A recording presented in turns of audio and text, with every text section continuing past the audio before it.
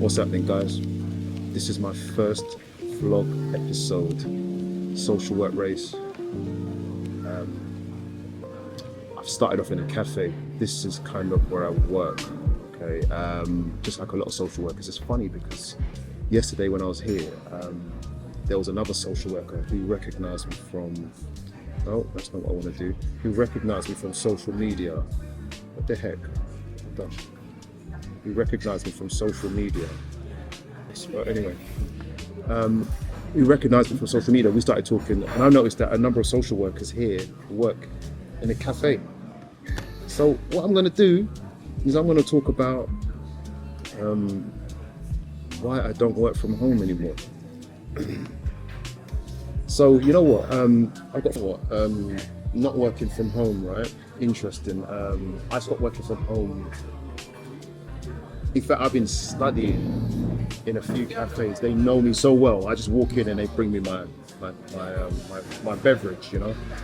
And that's what it's been for me. I mean, growing up, I never was someone who, none of my family, we never went to a cafe. I only started going into cafes in it was about 10 years ago, you know. Only to study. And that has been, I guess, the best space for me to kind of do my work. Yesterday I tried to work from home, didn't go down too well. Why? Because my wife tends to work from home, so we can't both have meetings in the same space. It's just not the best thing. So I tried to work from home. I could work in the living room, but no, I'd rather be out of the house so that when I come home is just home, you know what I mean? You know what I'm going to do in this vlog? Generally, what I'm going to do is I'm going to reflect on some of my experiences day to day, right? On what certain things feel like. So as you probably know, I work with children and families, only ever have, right? I've worked with the children and family sector for, I'm counting now, 28 years, bloody hell. 28 years, and that's where I met my wife, because she recruited me as a mentor back in 1999, something like that.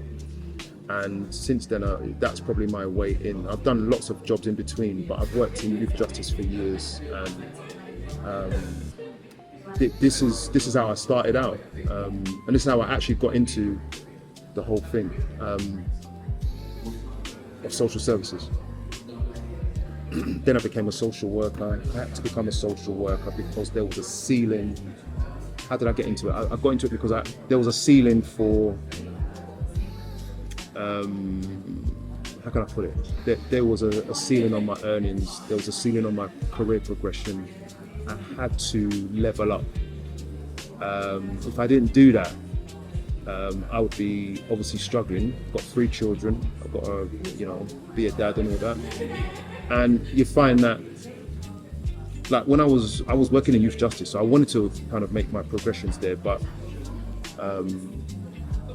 when I was working in youth justice, they were recruiting for a period of time only social work qualified practitioners, which was crazy. Bearing in mind I had 0 qualifications. I left school with no qualifications at all. And so I'm doing this job with only experience, and it became a bit of a limitation as to any progression. I wanted to become a full-on youth justice practitioner, so I got my degree, did that for a short while, and then I entered into social work after I qualified. It became the dream. What did the dream look like? Interesting. The truth is, right? I think the truth is that what we're told social workers and what it is not the same thing. I think the same for police, right? If you observe, I mean, I've worked with police a reasonable amount, police on the beat as well. When I worked with children in children's homes, you meet the police a lot. I like to have conversations. And I could tell, and they would tell me, even up until, I was working with some police when children were being removed. We had to transport them quite far, and they were telling me, we're dealing with mental health. Now imagine, I'm saying that for a reason, to say, you become a police officer because you want to help the community fight crime, And, even where I live, I think the police are just dealing with mental health crisis, really. I think that they probably come into the field. This is what some of them are telling me.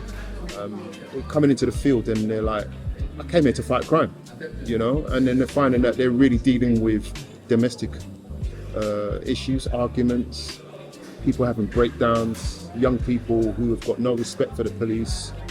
I think that creates a whole thing of frustration. It's a bit like teachers that come into the profession thinking, I want to educate the next generation. I can articulate well, I connect with children, and then when they do the job, they're finding that they're just managing behaviour, and they're becoming frustrated. And if you go on TikTok, I mean, it's flooding my feed now because I've done a few posts. And if you go on TikTok now, teachers are really crying out to say, I'm tired of this profession, because the reasons why they went into it isn't what's playing out. They're managing behaviour and scraping by with their own capacity because they're not doing what they thought they would be doing. And so when I was training to become a social worker, you're being taught that you're here to advocate and you do that. You're here to advocate and support, but you'll find that the support that you want to offer and the way that social work actually functions isn't quite the same. We'll deal with that later in another vlog. In fact, let me make a note of that actually. Isn't what they say it is. Yeah. I find that as I'm talking, I get all these topics popping in my head, so I'll be vlogging on those. So I'm saying, what you think social work is, there's more to it.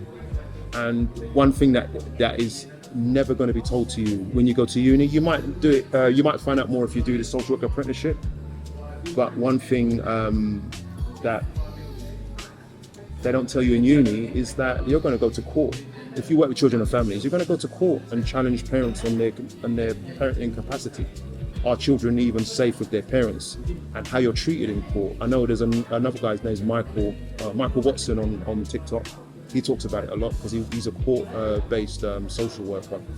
And the court world is a different world that we become very strongly connected to at times. And the legal world is just so complicated.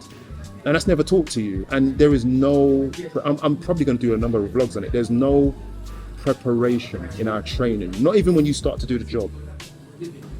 There's no preparation in our training about how to manage a court. Zero. I'm going to do it here. I'm going to write that one down as well. 1 second.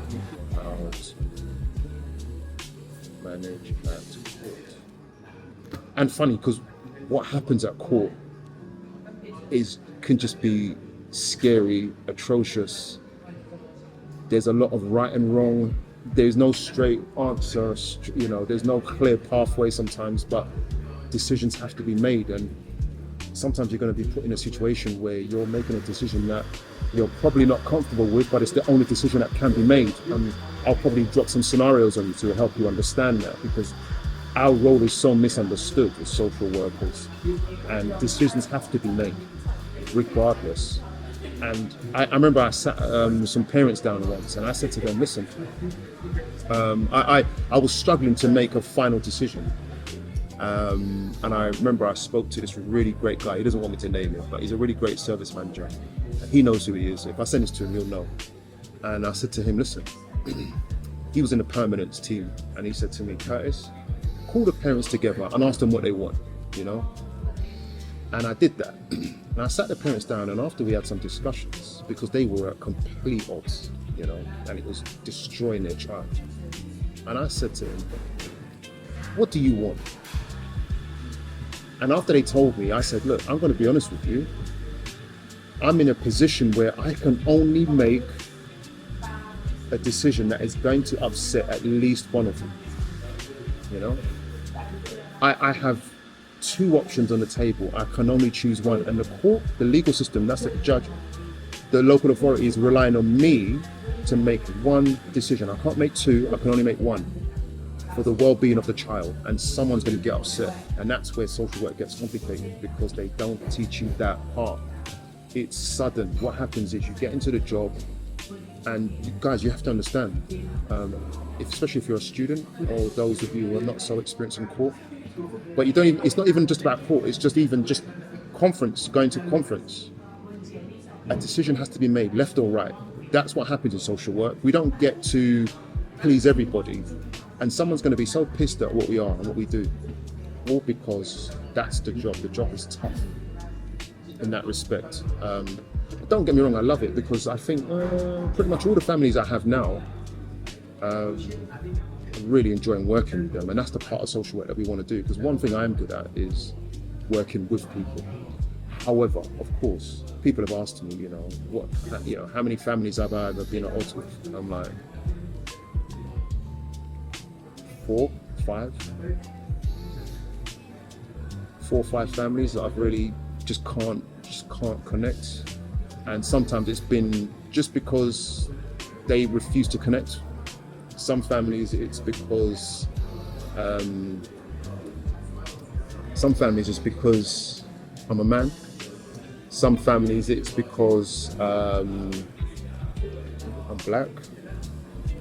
Some I suspect because of the depth of my voice. Some because I just didn't agree with them, But I guess it's, like I said, 4 or 5, and those are some of the reasons why I think that was the case, right? I think 1 or 2 families have been upset with me because I'm interrupting their disguise. Do you know what I mean? And so I'm an awful person. And to be fair, when I say 4 or 5 that hated my guts, out of the many that I've worked with, and I've worked in an assessment team, and so we go through a lot of families, and it's very rare that I've had real great conflict with them. So probably about 5 families, but then other families it's been rough, but we are respectfully at odds. Do you know what I mean? And those families, they've not liked me because I just haven't agreed with them, or I'm interrupting their disguise, But it doesn't mean that we're arguing or fighting, and that's something that I guess is not taught as well, is how to manage parents who don't trust you. You know what I mean? So that's why I'm going to do this vlog. I'm going to try and talk as much as I can throughout all these episodes to help this all make sense. And I'm going to respond to your comments. But yeah, that's what we're doing. Social work, I would say social work isn't what they say it is. And this is just an introduction to the topic, you know what I mean? So I'm out here, it's a weekend. I didn't sleep last night because why? Interesting. This is what they don't teach you as well. These cases are going to be in your head, in your bed. I'm a rapper. These cases are going to be in your head, in your bed. It's going to be so difficult to sometimes just switch off. And I've always had trouble sleeping anyway, but what I found is some families, I actually work out the answers when I'm lying down and it's quiet. And so then I get up in the morning, I'm like, oh, let me make a note of what I was thinking. But yeah, it's that I'm here on a weekend. I was just working out the legacy parenting program. So we started last week. It was brilliant. And so what I did is I developed myself and a parenting coach developed a parenting mentoring program where it's every 2 weeks we meet up with parents online and we help them work out how to manage their children's behaviours from age 10 and younger. And it was such a powerful session, honestly. We had on Wednesday just gone. It's every other Wednesday. Click the link in my bio, you can access it there. If you're a parent and you're struggling, or you know parents who are struggling, you can refer them to the program, to the community. Yeah, so I'm out. It's on a Saturday and I'm just working out some finer technical details. In fact, I'll show you actually. There you go. Yeah. So, here we go. This is what it looks like. So on here you can download, I've developed a number of interventions, but they're not all released yet. This is the first lot, and you can develop these cards and they help you connect with parents, social workers. These are really good. They're digital, you can access them from your phone. Brilliant. And then this is the parent coaching program here. They click on, well, they won't get that, but they'll click on this and then they can access their webinars from there. They're live, by the way. And then that's my social work book that I wrote ages ago for, I guess, newly qualifieds. Yeah. And there's an audio book as well coming on broader social work topics as well. And then this is a social worker who teaches you how to make money from home. This is more for parents, you know. If you want parents to, you know, a lot of parents are struggling financially, and so I've connected with her and she helps them make money from home. And it works, people. It's just working for me. So yeah, that's what we'll be doing on a Saturday morning. You know what I mean? I call it hustling. Yeah, one sec. Can you believe that was my daughter telling me off? She says I'm not taking enough time out. She just called me. She said, I'm making breakfast, come home now. So peeps, episode 1, see you soon.